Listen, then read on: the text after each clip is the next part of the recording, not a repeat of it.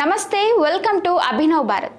తెలంగాణ అసెంబ్లీలో తన పార్టీ బలాన్ని కాపాడుకోవడానికి 10 ఏళ్లు పరిపాలించిన పార్టీని మళ్ళీ బలోపేతం చేయడానికి బీఆర్ఎస్ బాస్ కసరత్తు మొదలుపెట్టారు. పార్టీకి చెందిన ఎమ్మెల్యేలు, ఎమ్మెల్సీలు, మాజీలు ఫారెన్ ట్రిప్ ప్లాన్ చేసుకున్నట్టు తెలుస్తోంది.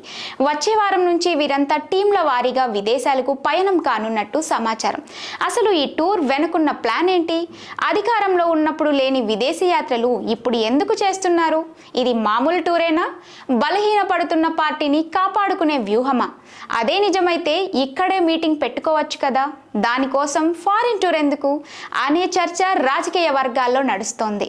ప్రస్తుతం విదేశీ పర్యటనలో ఉన్న సీఎం రేవంత్ రెడ్డి హైదరాబాద్కు వచ్చాక ఆయన ఆధ్వర్యంలో కొందరు బీఆర్ఎస్ ఎమ్మెల్యేలు కాంగ్రెస్ గూటికి చేరేందుకు సిద్ధంగా ఉన్నట్టు ప్రచారం జరుగుతున్నది. ఈ విషయం తెలుసుకున్న గులాబీ బాస్ వలసలను నివారించడంతో పాటు పార్టీ నిలదొక్కునేందుకు తెలుసుకోవాల్సిన చర్యలపై ఫోకస్ పెట్టినట్టు టాక్. అందుకే ప్రస్తుతం పార్టీలో ఉన్న ఎమ్మెల్యే, ఎమ్మెల్సీలు, మాజీలతో ఫారిన్ ట్రిప్కు ప్లాన్ చేసినట్టు ప్రచారం జరుగుతున్నది. పార్టీ భవిష్యత్తు కోసం తీసుకునే నిర్ణయాలను అక్కడి వారికి వివరించడంతో పాటు ఓ జాతీయ పార్టీతో కలిసి పనిచేసే అంశాన్ని సైతం వెల్లడించే అవకాశం ఉన్నట్టు తెలుస్తోంది. ఈ యాత్ర డిజైన్ మొత్తం గులాబీ బాస్ డైరెక్షన్లోనే జరుగుతున్నట్టు సమాచారం. ఫారిన్ ట్రిప్లో ఎమ్మెల్యేలు, లీడర్లకు ఏం హితబోధ చేయాలనే అంశాలను సైతం ఆయనే ఫైనల్ చేశారని తెలుస్తున్నది. టూర్ మధ్యలో పార్టీ వర్కింగ్ ప్రెసిడెంట్ కేటీఆర్ సైతం జాయిన్ అవుతారని సమాచారం.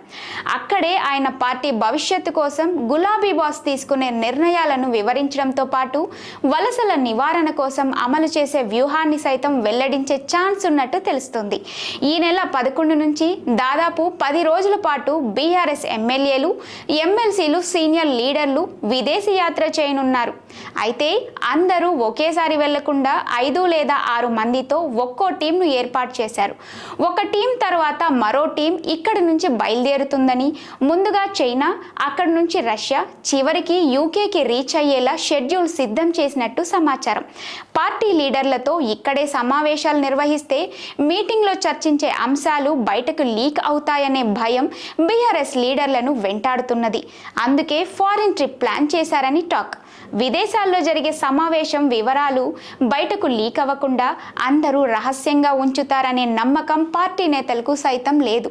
కానీ కనీసం మనసు విప్పి మాట్లాడుకునే సమయం, పరస్పర అభిప్రాయాలు పంచుకునే వెసులుబాటు ఉంటుందని ఇలా ప్లాన్ చేసినట్టు సమాచారం.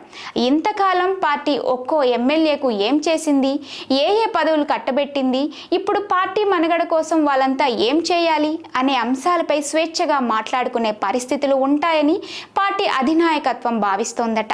బీఆర్ఎస్ నుంచి 10 మంది ఎమ్మెల్యేలు, 6 ఎమ్మెల్సీలు ఇప్పటికే కాంగ్రెస్ గూటికి చేరుకున్నారు. త్వరలో మరికొంతమంది హస్తం పార్టీలో చేరతారనే ప్రచారం జరుగుతున్నది.